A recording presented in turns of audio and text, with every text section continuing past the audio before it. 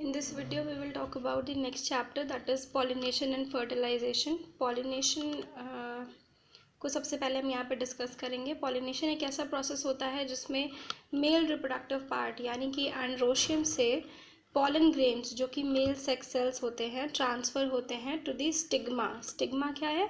Stigma is the top most part of female reproductive structure, that is the gynoecium, right. तो जब किसी भी pollen grain का transfer होगा from its anther to the stigma, it is called as pollination. Anther पाया जाता है male reproductive part में एंड स्टिग्मा पाया जाता है फीमेल रिप्रोडक्टिव पार्ट में. अगर हम पॉलिनेशन के टाइप्स की बात करें, it is usually of 3 types: autogamy, geitonogamy and allogamy. Autogamy क्या होता है? जब एक ही प्लांट के एक ही फ्लावर में, मान लीजिए फ्लावर कैसा है, बाइसेक्सुअल, मतलब अगर उसमें मेल और फीमेल रिप्रोडक्टिव पार्ट दोनों पाए जा रहे हैं, मतलब एक ही फ्लावर में जब पॉलिनेशन होगा, सेम फ्लावर के एंथर से पॉलन ग्रेन निकलकर स्टिग्मा में ट्रांसफ़र होंगे, तो such condition will be called as autogamy. Autogamy को ही हम सेल्फ पॉलिनेशन भी कहते हैं, ठीक है. Second category is called as geitonogamy. इसमें क्या होता है, एक ही प्लांट के 2 अलग अलग फ्लावर्स में जब ट्रांसफ़र होगा पॉलन ग्रेन्स का from its anther to the stigma, it is called as जीटोनोगैमी. जीटोनोगैमी is also a type of self pollination. मतलब अगर एक ही प्लांट में pollination होगा, that will be the category of self pollination that comes under 2 headings, autogamy and जीटोनोगैमी. Third category is called as allogamy. जब same species के 2 different plants involve हों और उनमें जब पॉलिनेशन होगा, उनमें किन्हीं 2 फ्लावर्स में 2 अलग अलग प्लांट्स हैं लेकिन एक ही स्पीशी के हैं. मान लीजिए कोई मैंगो का प्लांट है लेकिन अलग अलग स्पीशी है उनकी, स्पीशी अगर बिल्कुल सेम है लेकिन मैंगो का प्लांट है, तो 2 अलग अलग प्लांट्स में जब पॉलन ग्रेन ट्रांसफ़र हो रहा है एक फ्लावर से दूसरे फ्लावर में of different plants, such condition is called as allogamy. Allogamy is also called as cross pollination. Now we will discuss about a few differences that are observed under self pollination and cross pollination. Self pollination same flower में होगा, cross pollination different flowers में होता है, ये हमने अभी पढ़ा है, लेकिन डिफरेंट प्लांट्स भी होने चाहिए, ठीक है. नेक्स्ट, इसमें एक्सटर्नल एजेंसीज की रिक्वायरमेंट नहीं होती, बेसिकली विंड के थ्रू ही पॉलिनेशन हो जाता है.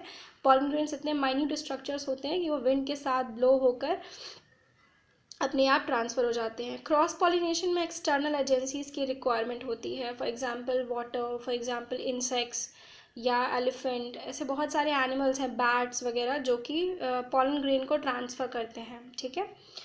देन इसमें मेल और फीमेल पार्ट सेल्फ पॉलिनेशन में एक ही टाइम पे मैच्योरिटी गेन करता है, और क्रॉस पॉलिनेशन में मैच्योरिटी हमेशा डिफरेंट टाइम्स पे गेन करता है मेल और female reproductive part, that is androecium and gynoecium.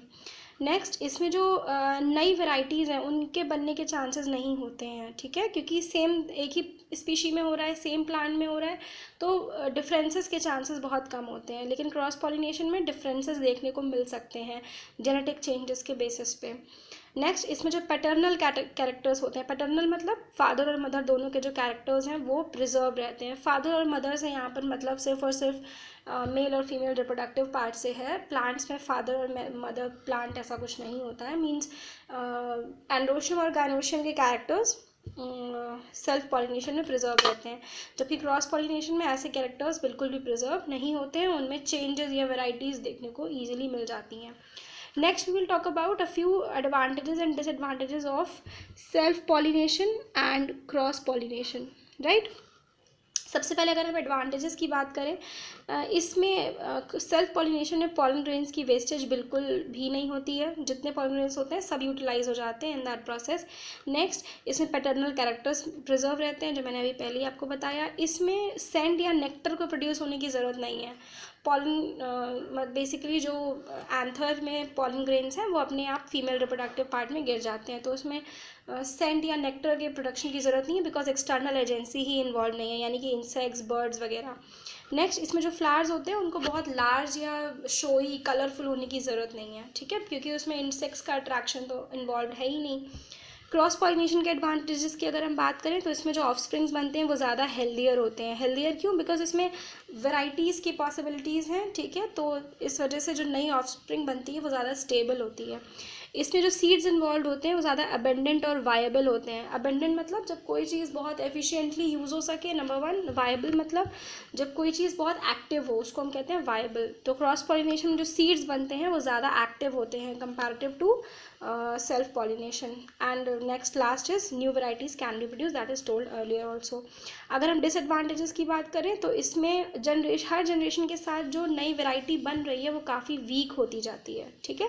Because changes देखने को मिल नहीं रहे हैं, रेपिटेशन हो रहा है कैरेक्टर्स का, तो वो इतनी स्ट्रांग रह नहीं जाती। नेक्स्ट, डिफेक्टिव कैरेक्टर्स हमेशा कंटिन्यू होते रहते हैं। अगर कोई डिफेक्टिव कैरेक्टर पेरेंट प्लांट में है तो चांसेस हैं कि वो ऑफस्प्रिंग में बहुत एफिशिएंटली ट्रांसफ़र हो जाएंगे। Plus they are not capable of producing new varieties, ठीक है।